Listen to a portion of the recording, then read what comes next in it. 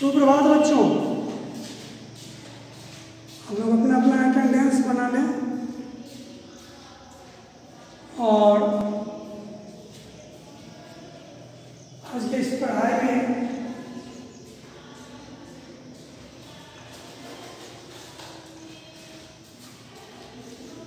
कल जो मैंने आपको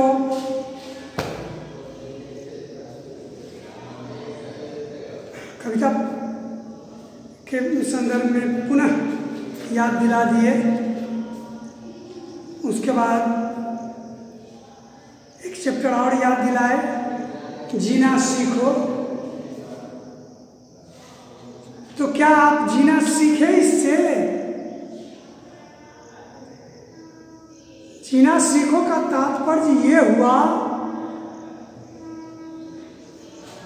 कि आप खाना पीना खाते हो, स्वस्थ हो, थोड़ा व्यायाम वगैरह कर लेते हो, यही जीने का ढंग हुआ? नहीं, मेरे कहने का तात्पर्य यह है कि वो तो स्वास्थ्य तो जरूरी है ही, जिंदा रहने के लिए स्वस्थ शरीर का होना जरूरी है, और स्वस्थ शरीर में ही स्वस्थ मन का निवास होता है। स्वस्थ शरीर होगा तभी आपका मन मिजाज भी स्वस्थ है, वो तो है अपनी जगह। लेकिन जीना सीखो से तात्पर्य यह है कि आप जिस समाज में रहते हो, जिस कस्बे में रहते हो, जिस शहर में रहते हो, वहाँ तो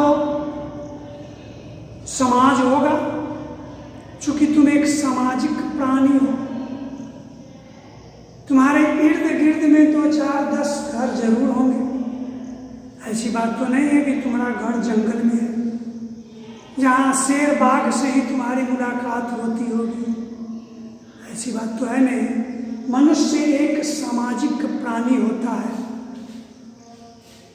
और समाज से उसे बहुत कुछ सीखने का अवसर भी प्राप्त होता है। तो जीना सीखो का मतलब जिस समाज में तुम हो, उस समाज के लोगों के साथ प्रेम भाव का परिचय दो, प्रेम भाव से उनके साथ पेश आओ, लड़ाई झगड़ा उनसे मत करो, है कि नहीं? एक दूसरे की मदद करने में हाथ बटाओ, मन के अंदर से क्रोध, ईर्ष्या, द्वेष, ये सब जो घर के इस मन के अंदर जो ये पाप सब बैठा हुआ है, इसको तुम दूर करो, तो फिर जीने का जो ढंग है, देख लो फिर जीने का क्या ढंग है। आज के दौर में लोग क्या करते हैं, सिमट कर अपने ही परिवार तक सीमित हो गए हैं। दूसरे से न ठीक से बोलना है, न ठीक से उसके साथ सहयोग भाव का भावना रखना है, कुछ नहीं, बल्कि एक दूसरे से जलन है, एक दूसरे से ईर्ष्या है। अगर कोई अच्छा कमा रहा है, खा रहा है, मस्ती में जीवन काट रहा है, तो फिर देखो जितने भी लोग हैं सब तुमसे जलने लगेंगे। अरे भाई मूर्ख, जलकर क्या करोगे? जहाँ पर कृपा राम की होई, ता पर कृपा करे सब कोई। उसका अच्छा दिन आया है, आपके जलने भूनने से उस पर कोई प्रभाव नहीं पड़ेगा, बल्कि इसकी हानि आपको होगी। जलो मत, संघर्ष करो। वो संघर्ष करके अगर बहुत पैसा कमा रहा है तो तुम उसके पीछे क्यों पड़े हुए हो? तुम भी कैसे होंगे, लेकिन आपस में मिलजुल करके रहो। मिलजुल करके रहने से जीवन का एक आनंद ही कुछ और होता है, और टेंशन करने से जीवन कुछ और हो जाता है, नर्क हो जाता है जीवन। क्योंकि इस जीवन को खुशियाँ चाहिए, आनंद चाहिए, मनोरंजन चाहिए। ये सब चीज कहाँ से मिलेगा? घर में उस ढंग का आप मनोरंजन कर नहीं पाइएगा। बाल बच्चों के साथ थोड़ा सा हंस लीजिएगा, बोल लीजिएगा, इतना ही ना। लेकिन अगर समाज से आपकी मित्रता रहेगी तो समाज आपका हर पग पर आपकी सहायता करेगा।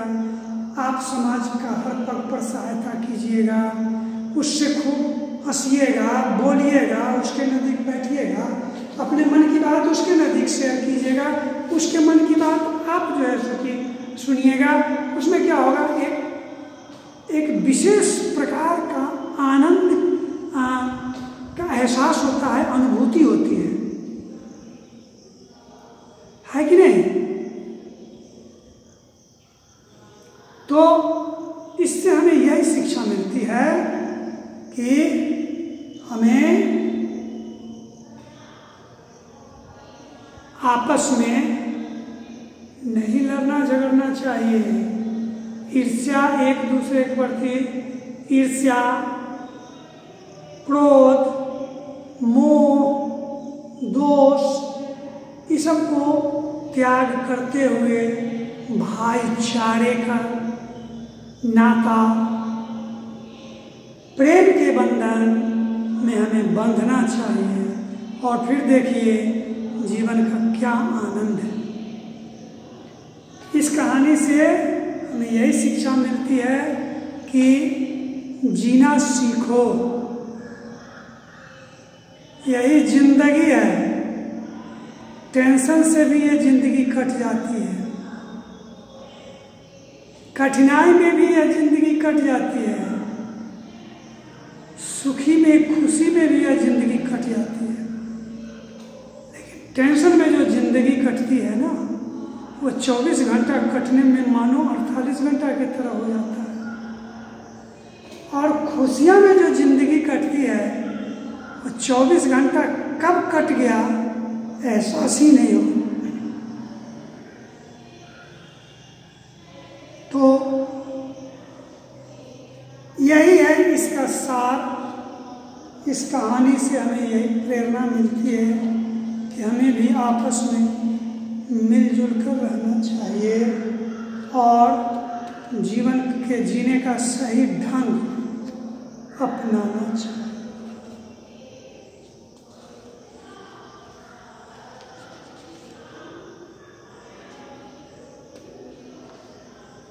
अब स्त्रीलिंग शब्द है, जैसे रानी का पुल्लिंग शब्द हो गया राजा,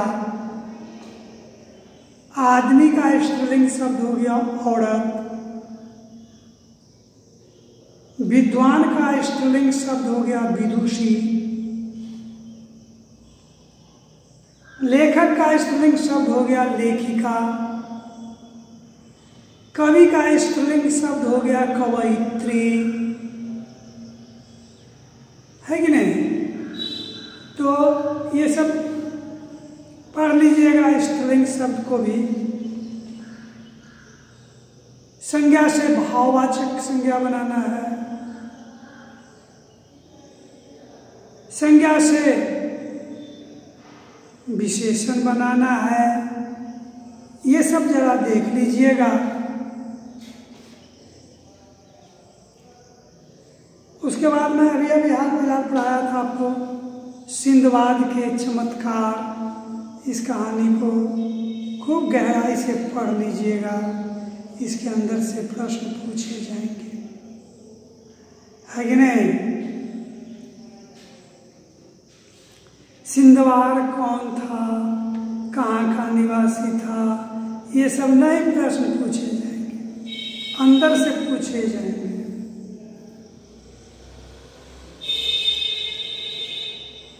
सिंधबाद जो है, जो कि अरब देश का निवासी था, उसे समुद्र के मार्ग से यात्रा करने का बड़ा शौक था।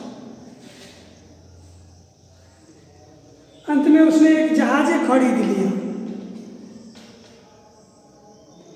और जो सोचा कि जो फ्री में हम जहाज से समुद्री मार्ग से इधर से उधर जाएंगे, तो क्यों ना कुछ पैसा कमाने का भी इसमें उपाय कर लें।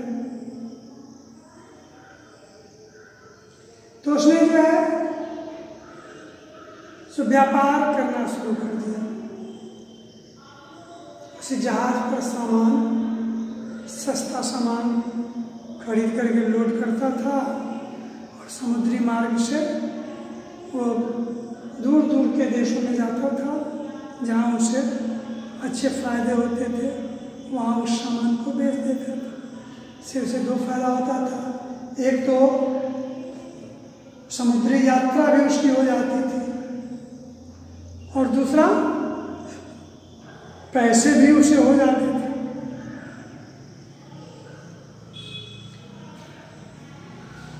एक बार जो है सो कि जहाज से जा रहा था,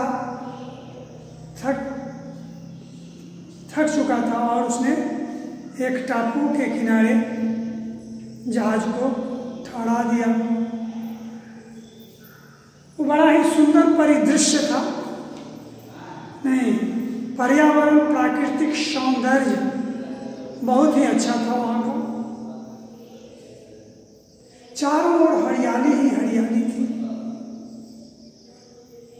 और उसकी खास बात यह थी कि वहाँ एक भी लोग नजर नहीं आते।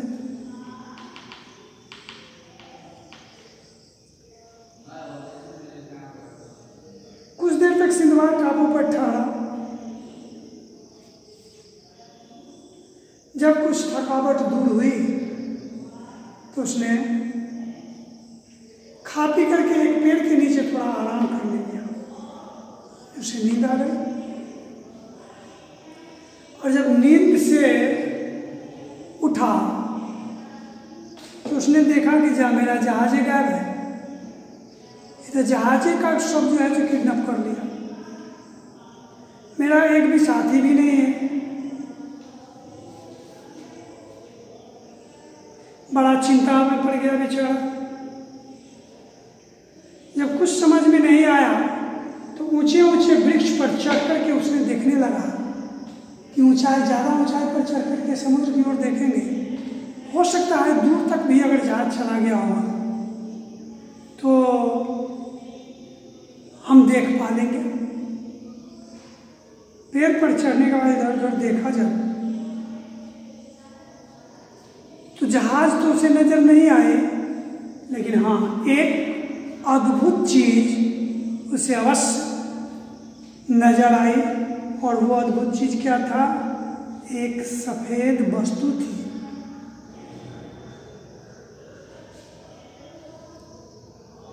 उसने नीचे उतर करके वहां जब देखने के लिए चला, लेकिन अकस्मात जब वहां पर पहुंचने के बाद देखा कि आसमान में अंधेरा छा गया है। अब आसमान में अंधेरा छा जाता है तो कोई भी वस्तु धुंधला दिखलाई पड़ता है, स्पष्ट क्लियर नहीं दिखलाई पड़ता है। लेकिन पुनः एक क्षण के बाद ही फिर आकाश पर के बादल छट गए, आकाश पुनः उजला हो गया, चारों ओर उजाला छा गया। उसने आकाश की ओर देखा कि एक विशालकाय पक्षी आसमान से उड़ता हुआ आ रहा। इतना ही नहीं देखा वो, यह भी देखा कि वह पक्षी आकर उस सफेद चीज पर बैठ गया।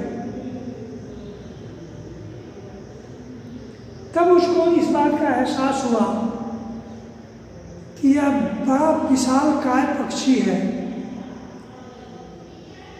तो इसका यह वह अंडा ही होगा, सफेद जो बड़ा साज वस्तु है वो इस पक्षी का अंडा ही होगा। और उसका अनुमान भी सही निकला, वह उकाव पक्षी था। वह इतना बड़ा पक्षी था कि उसके पंजे जो थे वृक्ष के ब्रांच की तरफ, शाखाओं की तरह थे।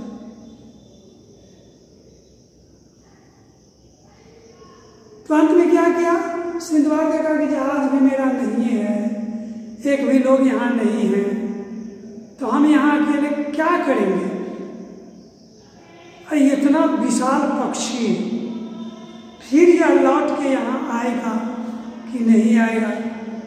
तो पक्षी जो अंडा दी है तो पुनः यह यहाँ लौट के आएगी या नहीं आएगी, तो मैं यहाँ बैठकर क्या करूँ। मैं भी इसी पक्षी से जुड़ जाता हूँ। और वैसा ही किया, उसके पंजे के साथ है ना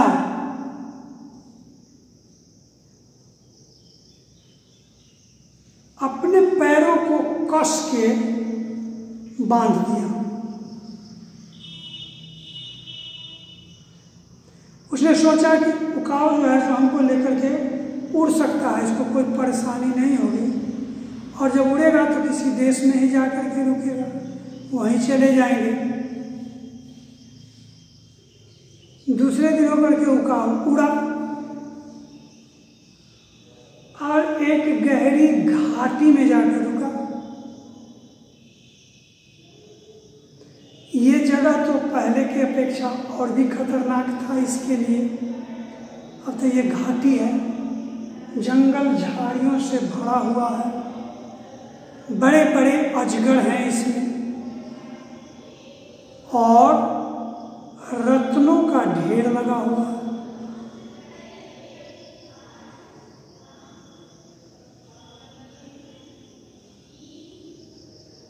उसे आश्चर्य की सीमा न रही। तो उसने अपने आप को उकाव पक्षी के पंजे से मुक्त किया, खोल लिया।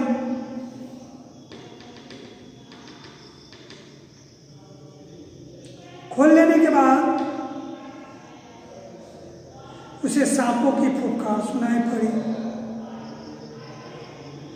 सांप से बचने के लिए उसने एक छोटी सी गुफा में छिप गया। थोड़ी देर के बाद उकाब ने एक सांप को चोंच में दबाकर उड़ गया।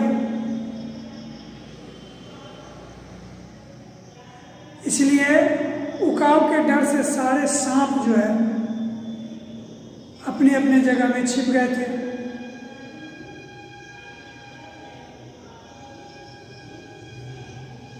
थोड़ी देर के बाद वहां पर एक के बाद एक कुछ मांस के टुकड़े गिरने लगे।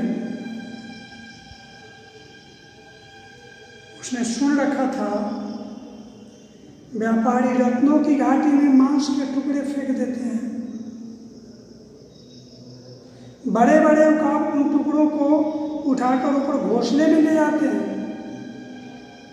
फिर व्यापारी उनके घोंसलों से रत्न चुन लाते हैं।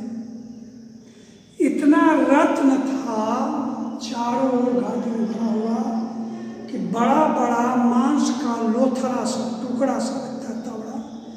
व्यापारी लोग क्या करता था कि व्यापारी लोग मांस का टुकड़ा उस घाटी में जगह जगह डाल देता। जो रत्न हुआ करता था उसमें सट जाए मांस के टुकड़ा में। उकाब जो है जो कि मांस खाता था, मांसाहारी जानवर थी, तो वो उसको उठा करके अपने घोंसले में ले जाए। वहाँ वो मांस न खाएगा जी, मांस वो खा गया, उसमें सटा हुआ रत्न जो था सो घोंसले में ही पड़े रहे। तो व्यापारी लोग जो जाता था तो उसके घोंसले में से वही सब रत्न सब ले आता था और उसी का व्यापारी करता था।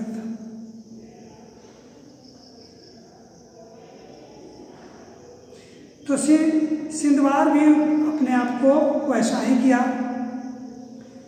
इससे उसके पास काफ़ी रत्न हो गए, उसके जेब भर गए रत्न से। उकाव के आने की प्रतीक्षा करने लगा। थोड़ी देर के बाद उकाव इधर उधर मंडराने लगा। कुछ देर के बाद एक उकाव जो है सो उसको लेकर के उड़ गया। पहाड़ के ऊपर एक गांव के बाहर उकाव के घोंसले थे, वहाँ बहुत से उकाव रहते थे।